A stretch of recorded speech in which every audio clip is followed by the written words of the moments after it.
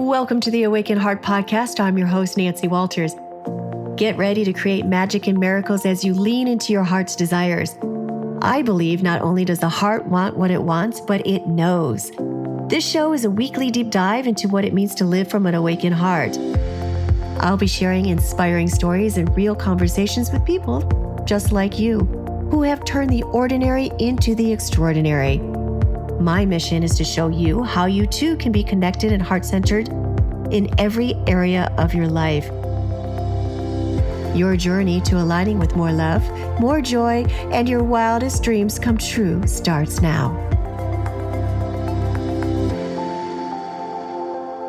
Hello, everyone, and welcome back to the Awaken Heart Podcast. I'm your host, Nancy Walters. And today's conversation, I've seen a lot going on in the world in the last couple of years. I've often talked about how I had my awakening a couple of years ago while living in Portland. We had the pandemic that hit and people were being forced to stay in their homes, lockdowns, vaccine mandates and all that stuff. It was just such an upside down world that I rabbit holed for a couple of years, and my eyes really opened up to what was going on in the world. We saw a lot of censorship. There was something called wokeism that was affecting so many people in society, and a lot of their ideals were being shoved down our throats.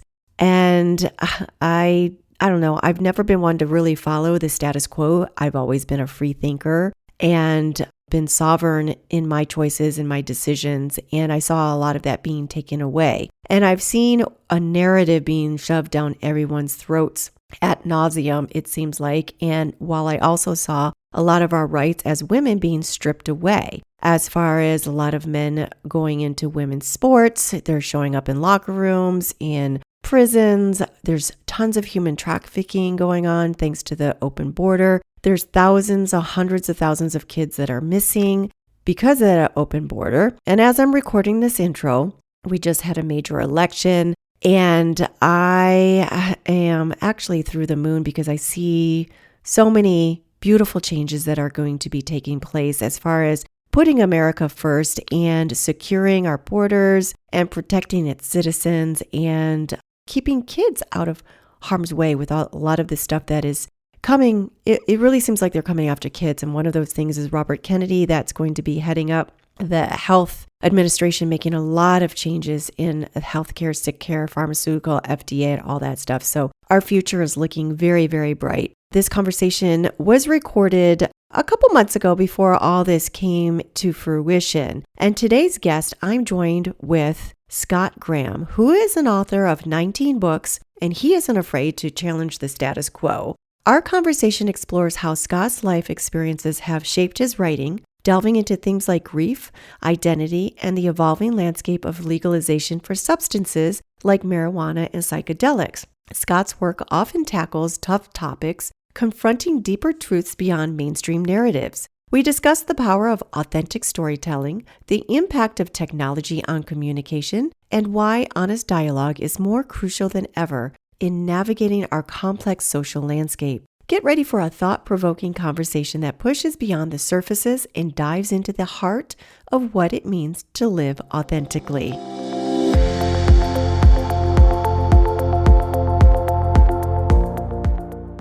Hi, Scott. Welcome to the Awaken Heart Podcast. Hi, Nancy. It is a privilege to be here with you today. Yes, thank you for coming on here. I'm very interested in what we're about to talk about here. We're seeing a lot happening in the world today. Well, first of all, you've got so many. I was just saying before we hit record, I could have you on every week to talk about another aspect of all the things that you've done. Let me kind of go through some of them. You're an Appalachian Trail through hiker, licensed insurance producer, Vipassana meditator, QuickBooks Pro advisor, farm animal rescuer, health coach. You've done 261 days in meditation. You've published at this point 19 books. Actually, it's 20. 20 books. A book, and a book, and a book. I got all of these. These are just some of the books that I've Gosh, these are my amazing. props. Wow. Well, okay. So when we're talking about a certain thing, you can just flip that up and Right, yes, show this is the book that makes me an expert. Yeah, you spent 16, 17 nights outside, and it goes on and on and on. And what I wanted to kind of curate this conversation to is what we're seeing happening in the world today. And if you're not on one side of it, the spectrum, you're really demonized, and there's a whole agenda that's going on as we see play out right now. We just had a VP pick that was chosen, and he has a lot of these I don't know, these agendas. There's a whole agenda which we're seeing in the gay community, and there's nothing wrong, like we said, with being gay. We embrace them, but there's this whole trans movement that's infiltrating our schools, our young kids. It's being forced down everyone's throats. Like, we're so worried about being called a certain pronoun more so than we are about the human trafficking that's happening like rampantly through the southern border. So there's this whole agenda changing our language, men in women's bathrooms, women's sports, et cetera, et cetera. So you wrote a book, Androphile Pride. Is that how I say that? Androphile? Correct.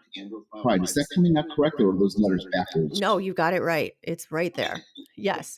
Which addresses a lot of these issues. So we're talking about how you don't walk lockstep in line, then you're accused of homophobia, being transphobic. Like, literally, it's just like thrown at. I don't know if anyone's really afraid of those words anymore, because it's thrown just like racist, misogynist. Now it's weird. Like, it's being thrown at us left and right. But there's a whole agenda that's happening. And I would love for you to talk about that, at least to start off. And then we're going to get into some other things as well. But so in your books, you often address the tension between societal narratives and personal authenticity. Can you share what prompted you to explore these deeper truths, particularly regarding the narratives surrounding the gay identity? I mean, it's all of the books I've written are strongly connected to me and experience. And I reflect on my experience in those books. I reflect on my experience in the podcast. I'm very open with folks about my history. And felt for me, this process of, I came out in the 90s, and it was not a pleasant time to come out. I remember people coming to beat me up. I remember people following me in the malls. I remember people being abusive to me, and it was not a supportive time. And then, you come out into the gay community, and the gay community is very supportive of you. As here we are, you're a gay man, and we're very supportive of you. And then, there's this whole subcontext of kind of like the political correctness of being gay. You need to, if you're a gay man, you should expect all of these things, from feminism to being pro-choice and going on and on and on and on. And if you disagree with those things, then you have been or are considered suffering from internalized homophobia. It's kind of like this piece that you were talking about earlier, Nancy, when you said that people, question something and you're labeled right away transphobic or this, that thing. I mean, it's a dismissive strategy to take so that your voice can't be heard. And both sides do that. Right? I mean, you see people on the Trump side and what they're, or that if we were to make a dividing line of stuff, they're accusing everybody on the other side of being not patriotic. We're the patriots, right? And if you don't agree with us, then you're not a patriot. You're not a true American. Well, you see T-shirts that say, "Don't like this, pack your bags, we'll help you pack, get out," right? And it comes from both sides. And what that does is really squash people. Interestingly enough, when I wrote this book, there was a movement. There was a movement called Androphilia. A guy wrote a book called Androphilia. And it was like a manifesto and he was like, you know what? I'm not gay. I just because I like to, this was his manifesto piece. He's like, just because I like to suck cock does not mean I'm gay. I just like to have sex with men. And he wrote this strong manifesto. It was really powerful. And it talked about, your individual identity. And it means just because you want to have sex with men doesn't mean that you have to buy into all of this other stuff. And he chose this term, androphilia, which is love of the same. That's where that came from. And there is on the cover of my book, that's the androphile flag. Pride flag. So there, see that Everybody's got a flag. Everybody's got a flag. And so that was the flag that came out for that movement. And that's actually in my backyard. I needed a cover for the book. I couldn't find anything. I got a flagpole in my backyard. I Resourceful. took that up so I could have a nice cover. And after he wrote this book, he was very accepting. And then he wrote like another book, and then he himself went off the deep end with views and very hateful stuff. This kind of almost neo-Nazi movement that it was going in. The guy that wrote this book, right? The guy that wrote this book. Like he himself was not immune. He was like, these gay people are not accepting, I'm accepting, and then went on to become very unaccepting and very strident in this is wrong, this is this is this is that. And so that prompted me really write this book. So this book is agenda free, mostly.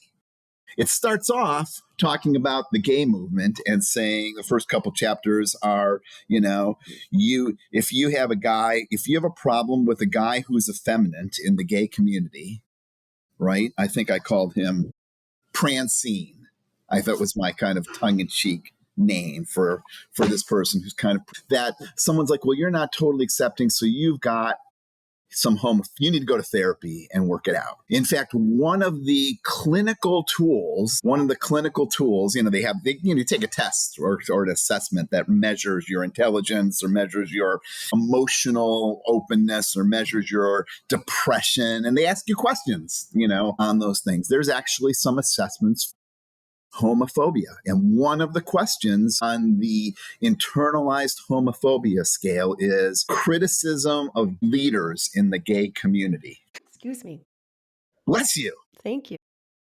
Yeah. And so if it's stifling you right there. If you're in the assessment tool of determining whether or not you have internalized homophobia, one of the questions is you have criticized people in the gay community who are the leaders. It's the same thing that you see somebody saying, well, if you're criticizing this person, you're, transphobic. Or if you're criticizing that person, you're un-American.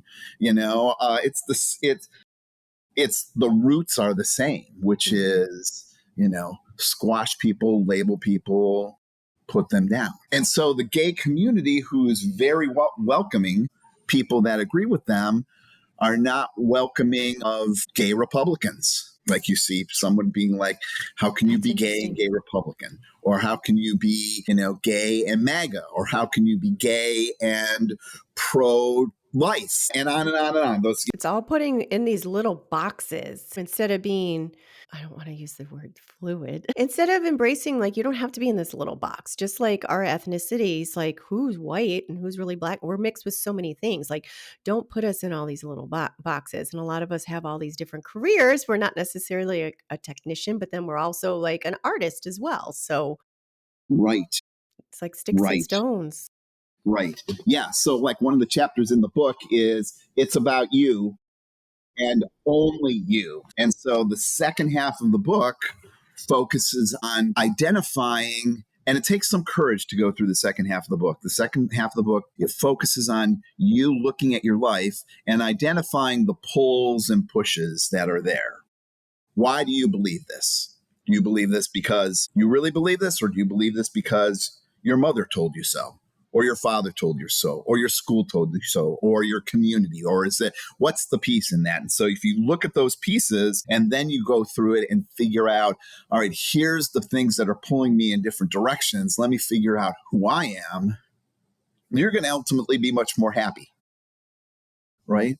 And you know what? The funny thing is, these types of things happen not just with identity, around politics. Like people are told, you will be happy once you have a BMW or 3 houses, a timeshare, and this. You'll be happy once you get this degree. You'll be happy when you have this job. Buy this thing, change your hair color to this, get bigger breasts, get this filled in, and on and on and on and on and on. And it's just, people are just chasing things. Yeah, you're never going to. It's always going to be this next thing and next thing and next thing instead of being happy, learning how to be happy and accepting of yourself. And I know that's, you do Vipassana meditation, and a lot of that is so important because then you drop into yourself and you learn to, I mean, this is all there is, like right here, right Right. now. Right Yeah. here, right now, as I am. And we're putting our worth so far out there. And now it's just victim blaming. It's like victim, martyr. And we're just blaming everyone else for our own misery. Well, you're never going to be happy. Nobody else is responsible for you. And if somebody calls you, like misgenders you or mispronouns you or whatever it is, like you really need to go have some therapy for yourself and learn to like not be so swayed like, a reed in a wind because somebody criticizes you or just says something wrong, even by accident. And they're going after people that, there's people that they're just going after one. It's like put outside herself. It's your fault, victim. And I don't know how we've devolved as a society like this so much. And now there's the whole thing about retributions, about how we had slavery in this country. We're a young country, which is horrible. Like it's a horrible history. There's also the Japanese that were locked in encampments. And yeah, gays used to have to hide in the closet for fear of not being accepted or being, bullied and stuff. So we've changed a lot. And you have to go through these growing pains in order to change. But it feels like we've just regressed so much since I've been paying attention to the world events, since, we all were told to stay in our homes and wear a mask. That was my eye opener where I'm like, this doesn't make sense. And I did a deep dive into what the hell was going on. So, can you elaborate on what you see as the key components of this agenda? And how does it affect freedom and expression within the community, within the gay community? And we also see how it's affecting the people outside the community. You know, I For me, it feels like one of the, I'm an old guy. I've been around for a while. I remember what it was like in the 80s and the 70s, right? And how community was different, and even just how you connected. It was fun. Now, now our connection is it's through this. Mm-hmm. Yeah, keyboard That's warriors we our have. connection in the world. I remember when I hiked the Appalachian Trail, I had to carry dimes with me. I had because to use a payphone, Mm-hmm. right? And I had to coordinate when I was communicating with folks or trying to catch up with folks that were hiking ahead of me or behind me. You had to like leave notes for people, and they might get that 24 hours later, 2 days later, might this. Now, the last time I went hiking I did the long trail.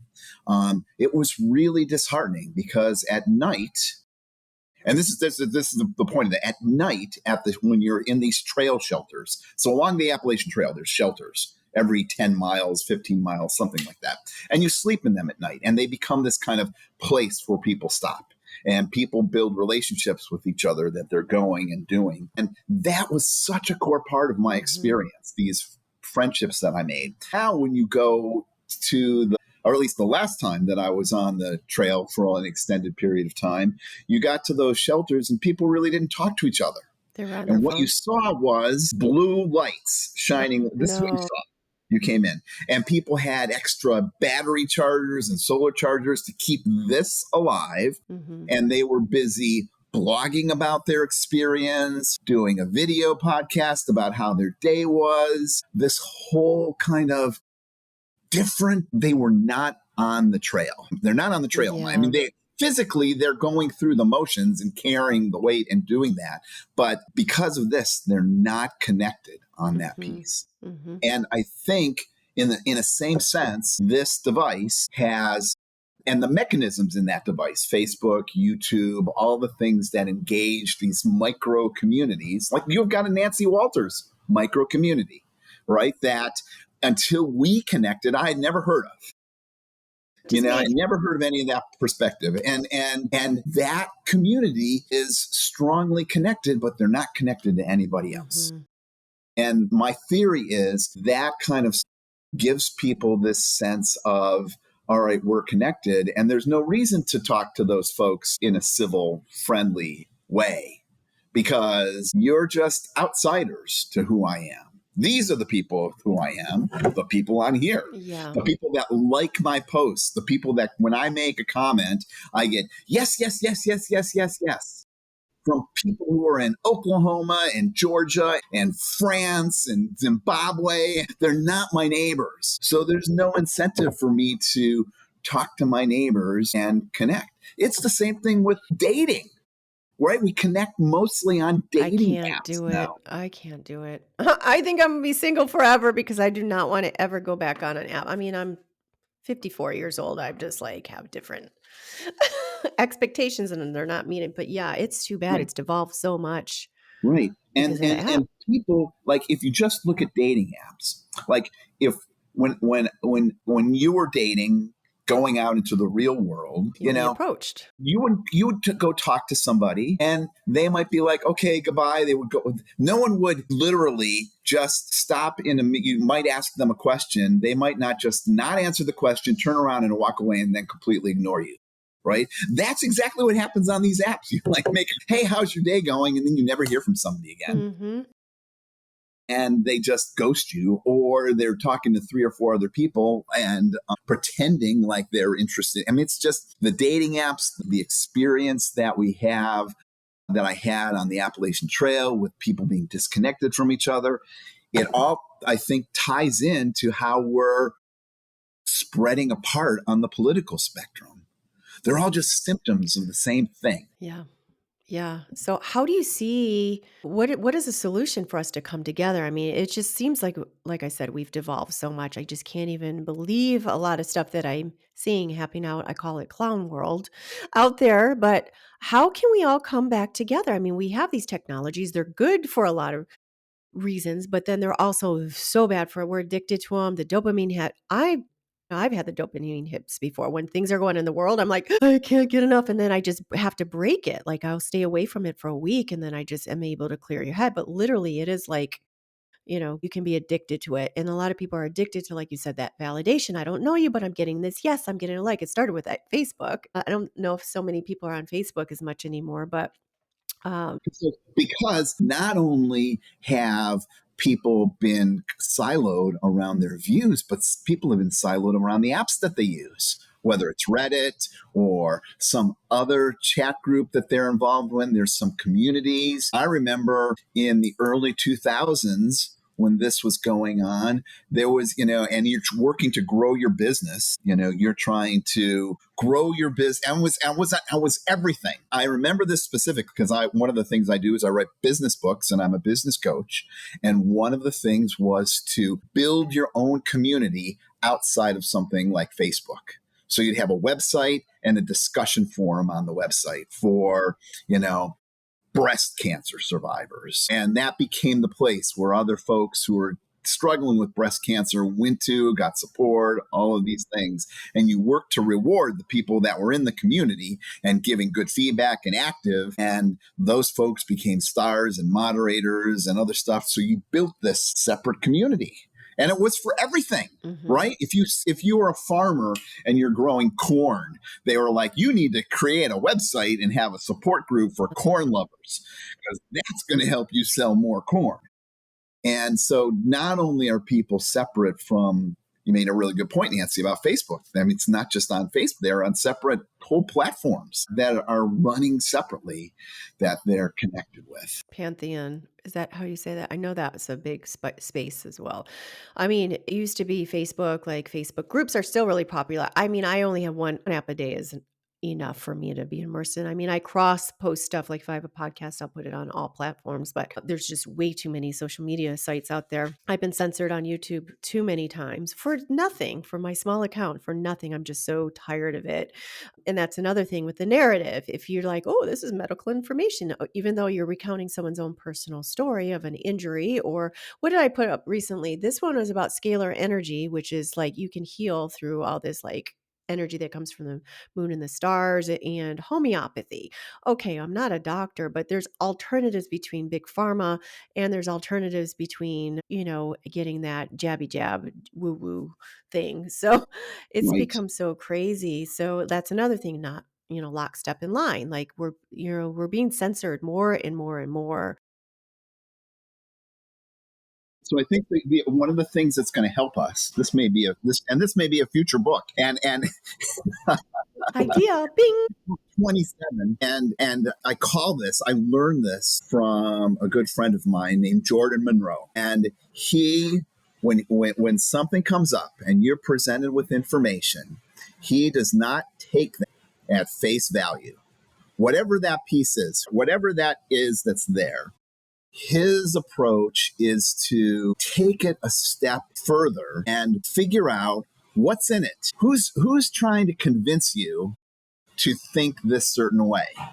Is it, and where's the money going for? If you think this, where's that? Is that fun? Is that somebody going to be making money off of that eventually? Is there a corporation, or what's behind that? You should approach these things with a sense of scrutiny rather than bing, bing, bing, dopamine goes off. And you're like, oh, yes, it's got to be correct because you agree with me and I like this and I feel Right. good. So let's go down the road together. And so it's this piece of, all right, let's look at what this person is saying. If it's whether it's a podcaster, or are they independent, are they connected, who's funding this, coming from a newspaper, who's funding this, what's the end result of the story? Does this person have a Democratic spin? Does this person have a Republican spin?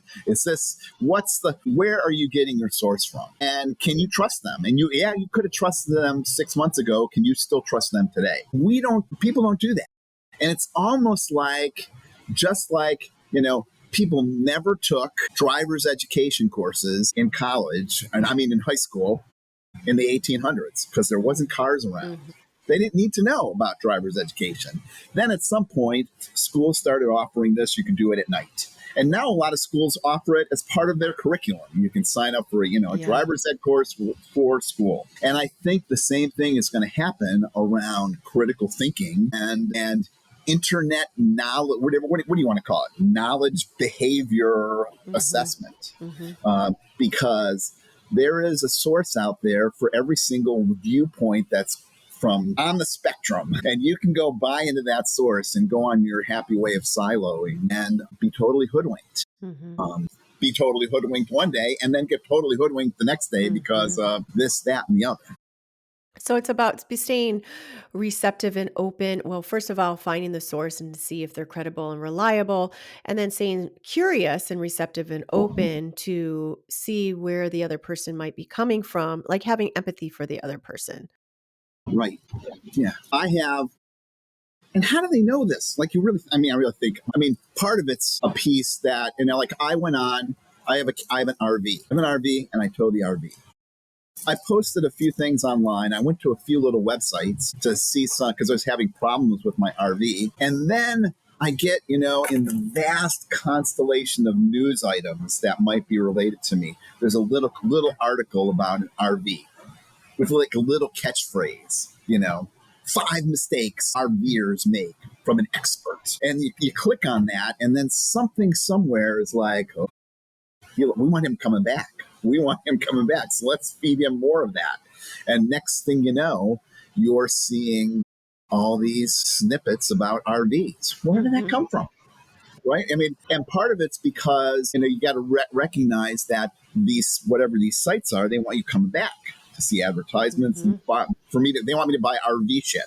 That's what they want. And part of me appreciates that. I needed to finish, repair. My leaf springs broke 2 weeks ago, and I had to get new leaf springs. And I looked it up, got that, and suddenly I'm getting articles about spring manufacturing that I never gave a shit about 2 weeks ago. And so you've got this siloing that's coming from this. You've got these people that are invested in you siloing, and most people are oblivious to that. And then they think the earth is flat. Yeah, I don't know if I believe, like, I know a lot of people that I follow. When it comes to the flat earth, I'm like, and that we've never been to the moon. That's going out there for me. I can't really follow that. It's like I listen to what my gut is saying, my intuition and my gut, like, is it right or is it wrong? And when you tune into that, you're usually not led astray. It's, when we go into I don't know, some of these kind of out there. But okay, respect your perspective. You're not pushing it on me, so have at it. But how crazy was it the first time you either looked something up or you talked about it? Because it's even just been, my friend was in a store and she picked up a bar and she's like, oh, this bar is really good. I really like this brand. She opens up her phone and there's an advertisement from it. And Right. remember, it's like, what? It's like, huh, what is this? It's Nobody so threw their creepy. phones away. Everybody just said, it was like, oh, that's cool. I'm going to buy it here Yeah. tomorrow. Yeah. It's like, what is this? So they're just like listening to us. That's a little creepy. It's like, oh my gosh. Well, you just got to accept that they're listening to you at all times. So yeah. So that's a And so part of this piece, I think, is also, having people who are not skeptical or suspicious. That's not not a good word, but I would say have some sort of, adult's not a good word, responsible citizen approach to something. mm-hmm, It just happened recently, and with me and my friend Jordan. It was right after Trump got his ear mm-hmm, tweaked off, mm-hmm. and And still, look at how that look at how that disappeared from the like instantly. If this was the other party, it'd be ad nauseum yeah. completely. So that's part of the piece of like, why are we seeing this and not Mhm, seeing that in the mhm. news headlines? Yep. And then he had a piece. I remember there was this piece of we have this. There's this psychological thing that goes on with, especially with the flood of information. We tend to not remember things, right? And so the question that was posed by this one person that he stumbled on was, um, Republican politicians have never called for Donald for the assassination of Biden or something like that. And they're like, "Do you ever remember someone calling for the assassination of Biden?" And you're like, "Well, I guess I don't. Let me Mm-mm. show you the videos of all the people that have in recent times been calling for the." And they had this video montage of things that were edited out of context. It all flowed in this like really powerful, like scary, like wow. It gave you the impression that people were actively doing it. And there was this one picture and video of a person who was like Trump being bloody, and she was holding him in a noose or something like that. It was like he was she and I'm like, I don't remember seeing that recently. And I did some research on it. I mean, part of our conversation is to be critical thinkers, right? Let's be critical about this stuff. And I texted him, and because we both went on our separate ways, and I'm like, huh. And I'm Googling, were there Republicans who were out for Biden? And when did this happen? And then I found the clip of the person with the thing that was the Kill Trump montage. And it was from 2015. A Mhm. comedian was doing something, and she got ostracized or whatever. I think it was Kathy Griffin. If Yeah, you just she want to had look that his up, yeah, she no, had I that little piece, but it was presented in this context like it was 2024. And so I messaged him. I'm like, hey, just so you know, that picture of the yeah. Yeah. Years ago. Mhm. Yeah. I knew that because I've seen that before.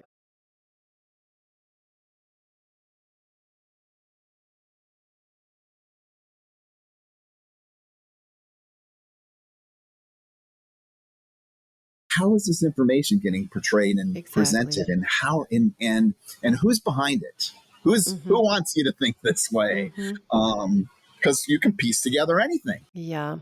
They just did that with Joe Rogan recently, where I actually listened to the whole podcast where I forgot who he was talking with, where they were talking about Tulsi Gabbard and how she slaughtered Kamala after the last debates when they were both running for president. And they took the clips and then he's like talking about how the other side is going to whatever with the other side. And they edited it in a way and they talked about Tulsi Gabbard's accolades about all military, Mhm, all these mhm. accolades, and then Kamala just about, oh, she's going to win because of the just what they try to do on the other side and not being fair. Let's just say that. And they edited in such a way that it looked like he was singing the praises. It was MSNBC. They've taken it down since of Kamala, and she's going to win. And Joe Rogan's pro Kamala, and he definitely is not. But it was edited in such a way, but it's gotten into those minds where maybe, just those little snippets, people are going to believe it. So media is such a disease. I wish it would just get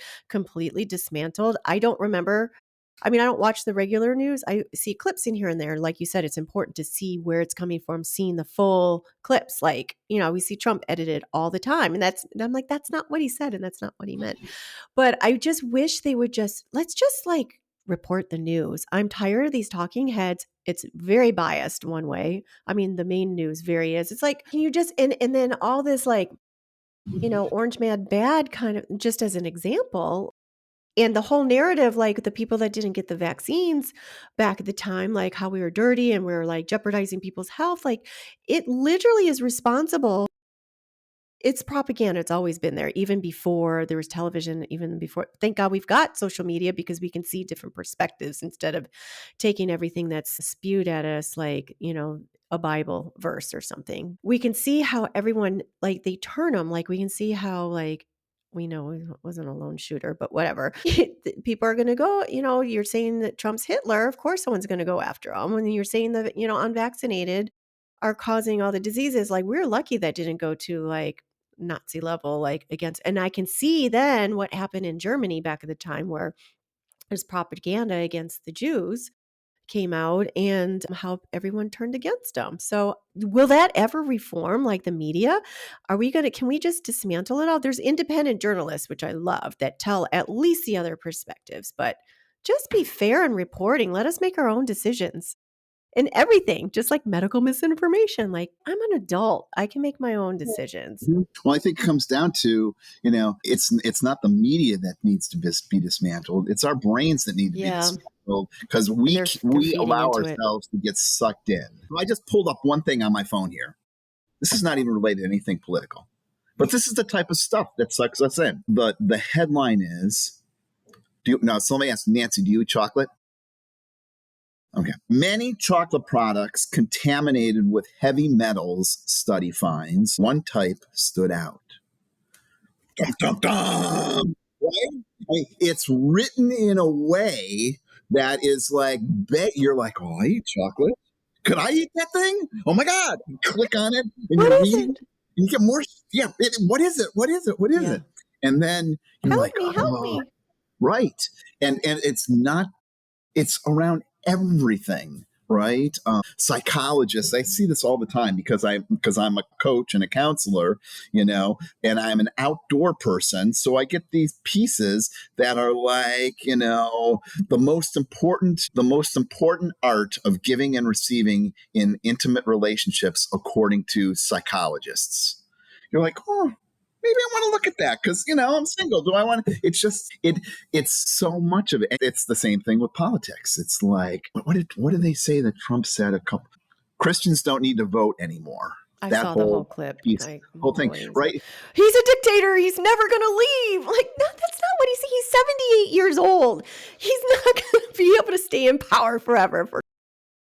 People don't watch the whole clip. Right. Because they are convinced Trump evil. And so they're like, oh, yeah, he's never going to vote anymore. Well, Obama's still running the show how many years later? Come on. Yes, same piece like that, or that that Joe Biden isn't really there; he's an actor. That other folks are saying because he did get taller. Did you see how tall? I'm like, He did wander onto the plane recently when everyone was getting off, so that is a Joe Biden move. But he disappeared and he came back taller. So I don't know what they're doing over there, but I feel actually bad for him. I don't particularly like him, but I don't particularly like him. I saw this dementia even before, Basement Joe and stuff. And I I definitely think he's better than who they're propping up right now. But I actually feel bad for him, how he was treated by his party. He was forced out, threatened with the 25th Amendment, and they're treating him horribly. And he needs to retire. I think it's elder abuse at this point too. Like I said, I don't like him, but I wouldn't wish the worst upon him.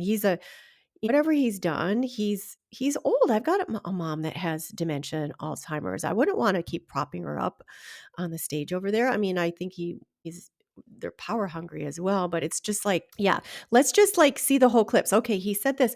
Have you looked at the policies? Have you seen what's going on? That like we need to do better discernment than just what's thrown at us. And And there are people in politics that are I hate on both politics. sides that are looking to, get extra Yeah. gas from revving people up and not necessarily, making decisions. And so, we've got all this drama going on, and what changes are we really seeing happening? Because is there any legislation getting passed? Not much Yeah. around stuff, very little around stuff. Yeah, Yeah. I'm very glad that for all my lifetime and years, I never paid attention to politics until, of course, 2020, because we were all being told to stay in our homes and wear a mask. And, I don't even think the Jabby Jew was out yet, but I knew it was coming.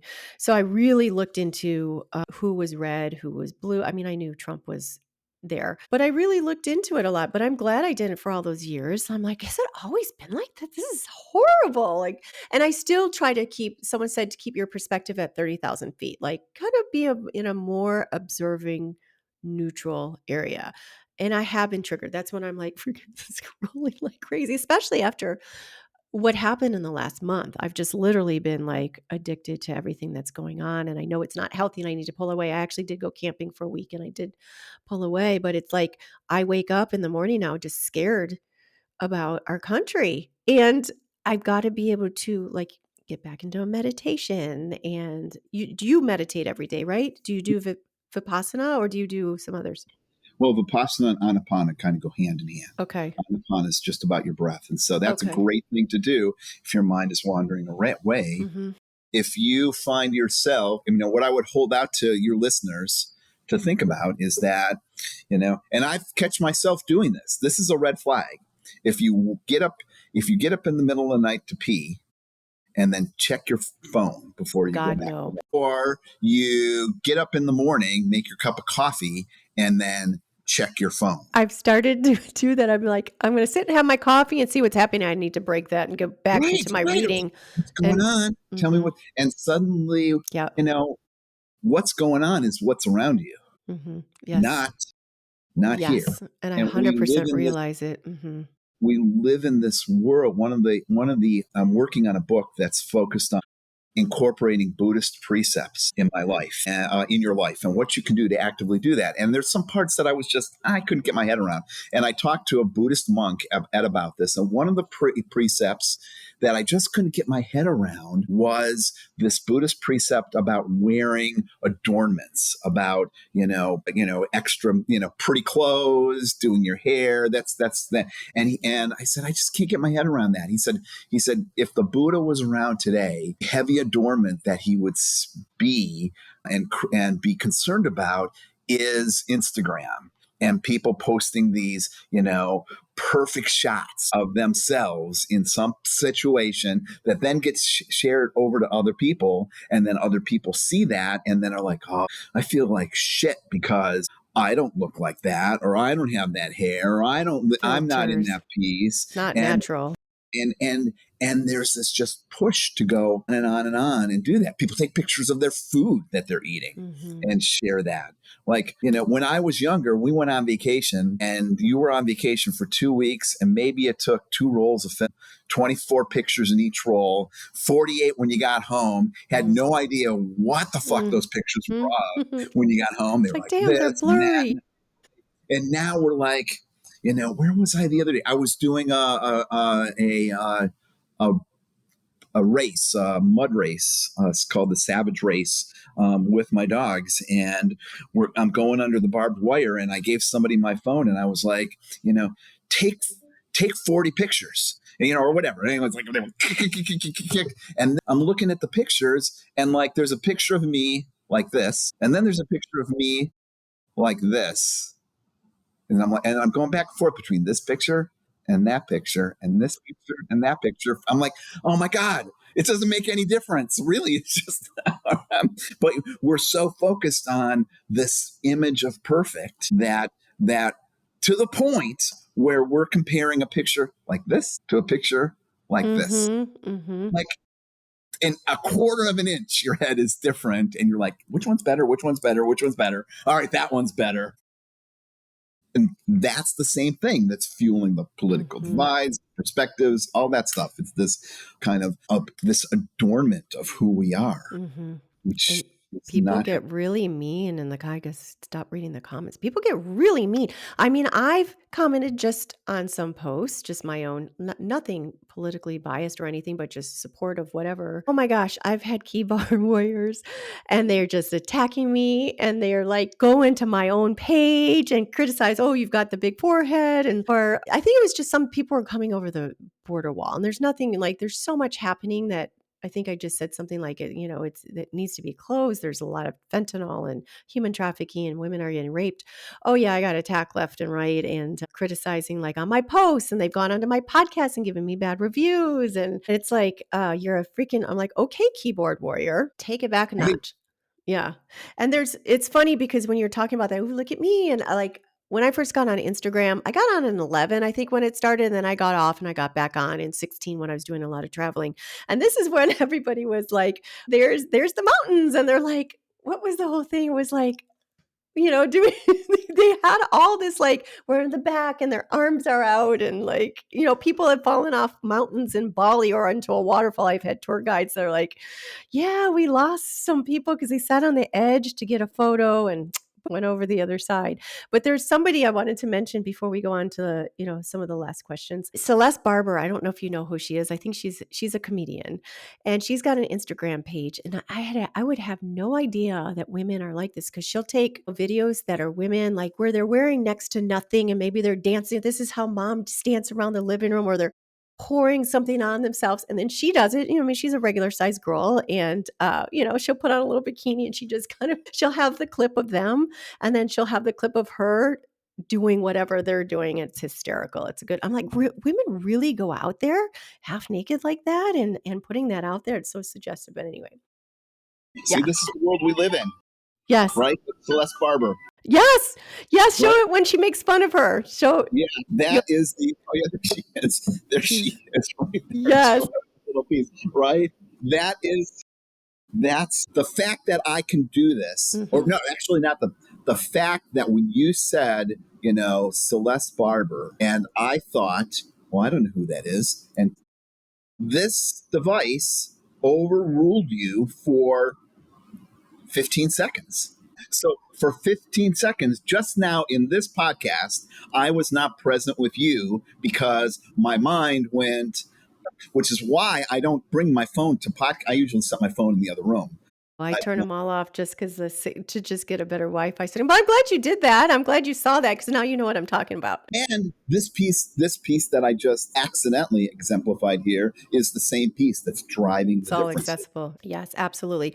All right. Well, just a few more questions before we go. I did want to dive into, you just had a new book come out, and I know that you're really interested. Like this is kind of what's lighting you up right now, and it's about mDNA and healing. Yeah, so I have 3 books around psychedelics that just came out.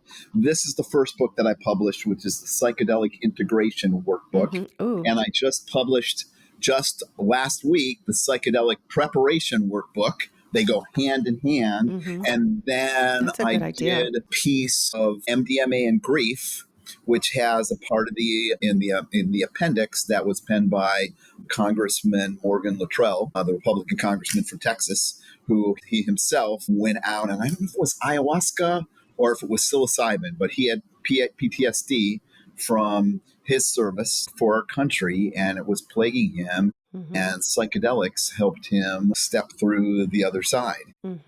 And kind of integrate that. So there's a piece in the written by him. It's a privilege to have him as part of that book. And so it's the same thing. There's a lot of misinformation out there about psychedelics and its therapy, and people on both sides. Just like people on politics, there's this like machine of people saying evil, evil, evil. Best thing since Jesus. Right. And I know people that have done, like I've done ayahuasca maybe 2 different ceremonies, 2 different times. And I don't necessarily need to do it again. I feel I can get there from breath work. But if I was called by the medicine to go do it again, I would do it again. It tastes like Ugh, it's awful. I never threw up, thank God, because I hate Grow throwing up. up. No, I guess it's the vine from Hawaii that's not as it's a little milder to my stomach. People are throwing up left and right around me. And I'm like, I don't care. I'm turning my head away from the mesa. My head's going over there because I don't care what they say. So yeah, I've done that, but then some people keep going over and over and over. I feel like that can kind of be an addiction within the self to go every month. It kind of like when people do like the Landmark Forum or they do some of these other like Tony Robbins or they follow these people around left and right because they're still not being able to integrate like with your workbook and everything. And your pre-workbook is great because you have to learn how to integrate that within yourself and not be reliant to something in the external.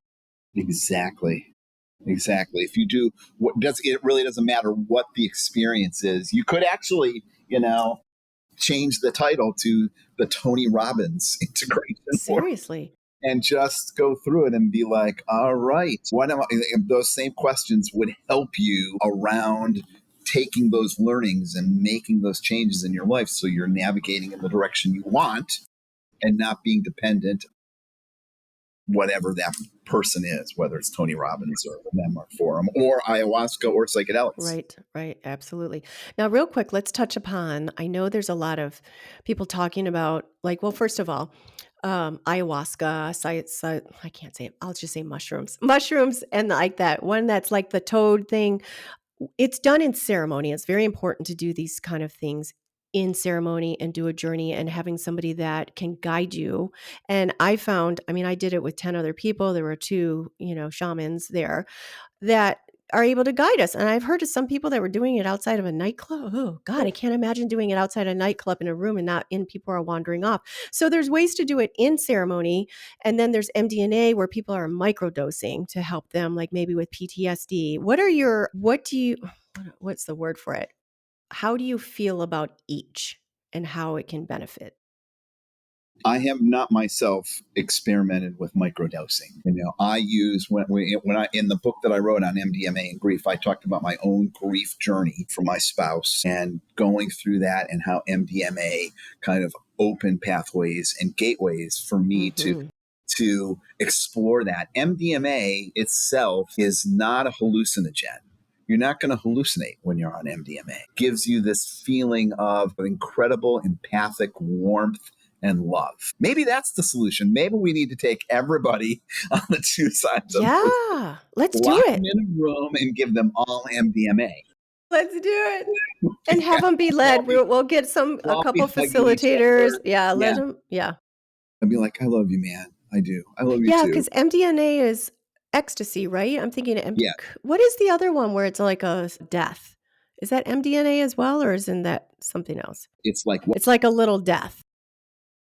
I'm not sure exactly what you're referring to. MDMA. It's like a A way to think about another way to think about MDMA when you're dealing with those darker emotions like PTSD or depression or anxiety, it's because it's fueling this kind of really good feelings, physiologically, that's what it's fueling. And your brain might be, our brain triggers like negative emotions and impacts us physiologically. So that MDMA kind of acts like bubble wrap mm-hmm, around mm-hmm, your experience. So you're able to go to those darker emotions mm-hmm, that you might not be able to go to and talk about and experience because you've got this extra good, loving, empathic, joyous feeling. mm-hmm, And explore those and talk about them. And then you come out on the other side where you have talked about those things and it's almost like this paradoxical piece where you've had some good feelings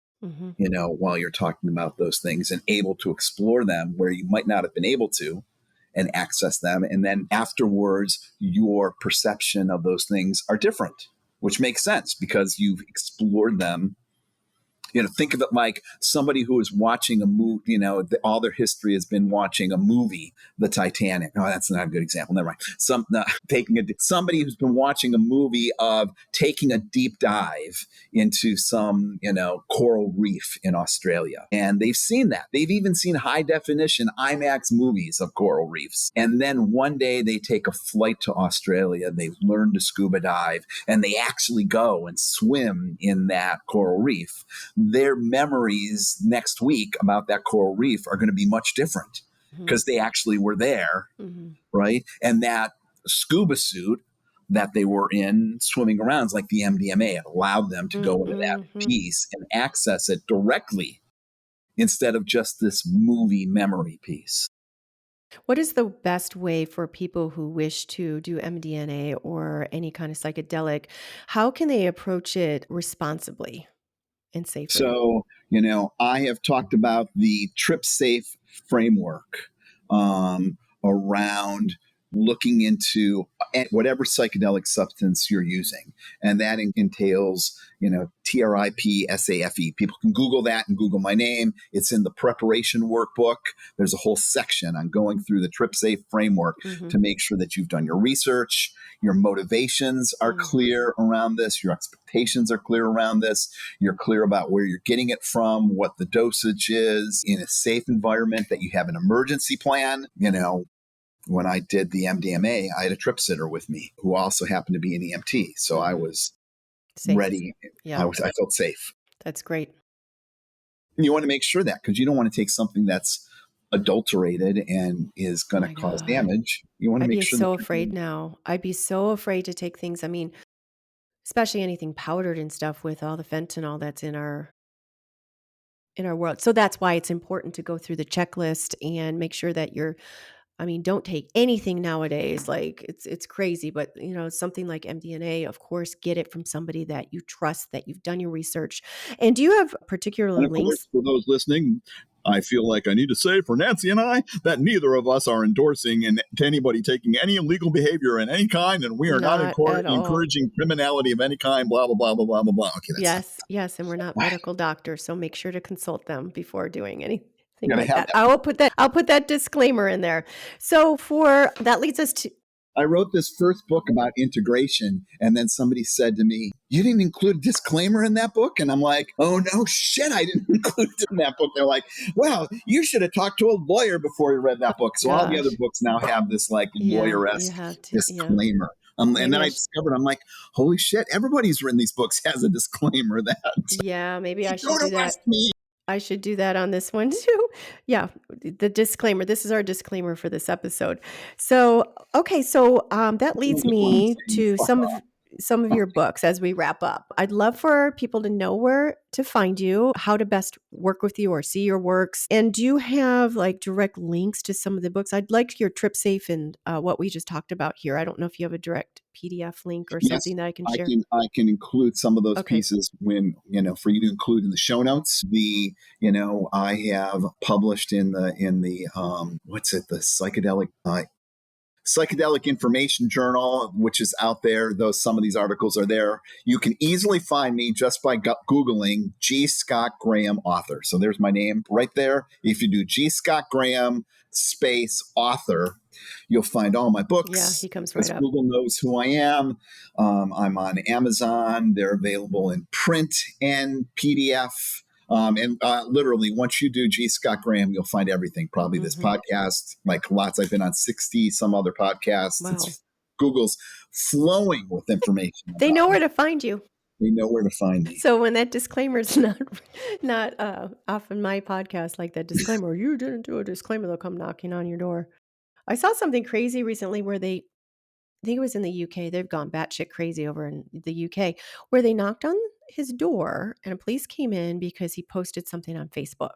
Like, meanwhile, there's rioters happening out there and um, what is it, Allah Akbar and all that happening out over there. Like, I mean, nothing's wrong with Muslim religion, but some of it is not so good what's happening on over there. They knocked on the door and they were arresting him. They were talking to him about something on Facebook. I mean, they did this over the pandemic too. If you just said anything against, it's crazy. That's what I see happening. These totalitarian stuff. Leave me alone.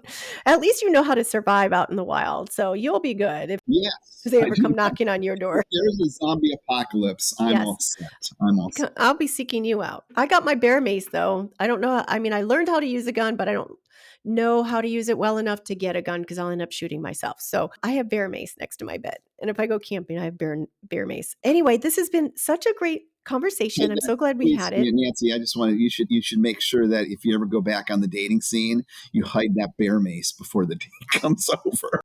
Right? Yeah, it'll be hidden. Nobody's getting in my bedroom for, we can date, but nobody's getting in that bedroom for a long, long time. You have to be worthy. But I have one more question that I ask all my guests before we go, and this can be related to both of politics, it can be related to psychedelics, it can be related to how we relate to each other. And that is, what does it mean for you to live with an awakened heart? I would say there's two pieces in the awakened heart that are really key. And they're both outgrowths of, or three pieces, I would say, that are related to that. And that is living with compassion, living with what Buddhists call loving kindness, which is kind of warmth and joy towards other folks. And then the third piece is cultivating a sense of sympathetic joy, which is really hard in this world. And sympathetic joy is really where you recognize that, everybody's really struggling. And so this person who is having some great thing happen in their life, that's nothing for you to be jealous about. That's something for you to be joyous about because they got a new car and you don't. Rather than being like, oh, you have you have joy in that other person's success because ultimately all of us are going to get sick. All of us are going to have misery. All of us are going to see our loved ones die. All of us are going to, ultimately die. And so there's no escaping that misery. No amount of money you have, no amount of mansions you have, no amount of political spectrums you have in the government or in your state or whatever, nothing is going to take away the fact that you are going to have misery, just like I'm going to have misery. And so when we see some success or we see somebody moving forward, we should be joyous for that because the real truth is that we're all suffering out. That's beautiful. And I'm going to take that with me out into the world, along with some more meditation, getting back into my meditation practice because it's about to get even wilder in these next couple months. So need to have wits about us. Anyway, well, it's been wonderful, Scott. Thank you so much for joining me on this episode. All right. You take care. Have a great day. Okay. Bye. Thank you for listening to this week's episode of the Awaken Heart podcast. If you've enjoyed what you've heard today, share it with a friend. And if you haven't already, head on over to your favorite podcast app to subscribe, rate, and review. If you have any comments, questions, or feedback, you can reach me at theawakenheartpodcast.com.